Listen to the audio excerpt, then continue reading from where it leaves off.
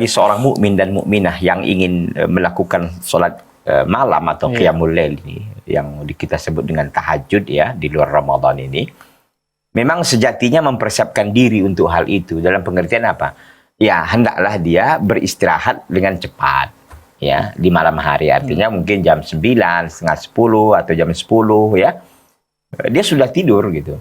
Kenapa? Karena memang dia persiapan dia untuk bangun nanti di sepertiga malam akhir. Kapan sepertiga malam akhir itu? Mungkin sekitar setengah 4, jam 4. Ya, mungkin kalau kita di Sumatera Utara ini jam 5 lebih sekarang sekira udah sholat subuh ya. Artinya waktu kita untuk qiyamul lail ini kan semakin apa ya? Semakin panjang gitu kan. Artinya sampai setengah 5, sampai 5 kurang 15, sampai yang penting sebelum terbit fajar shadiq itu masih dianggap malam. Nah, gitu. Itu yang pertama. Yang kedua, terkait dengan masalah ketika tadi kita umpamanya mungkin kita agak kelelahan sehingga kita mungkin bangunnya pun agak malas di awalnya tadi, tapi kita paksakan juga gitu kan.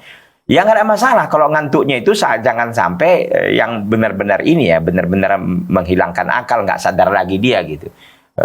Ada yang mengatakan, yang dikatakan seorang itu dianggap sudah betul dia tidur ketika dia megang sesuatu jatuh tanpa dia sadari lagi. Ah, itu pegang pulpen atau apa dia jatuh sendiri gitu tanpa dia sadari, berarti dia sudah ngantuk.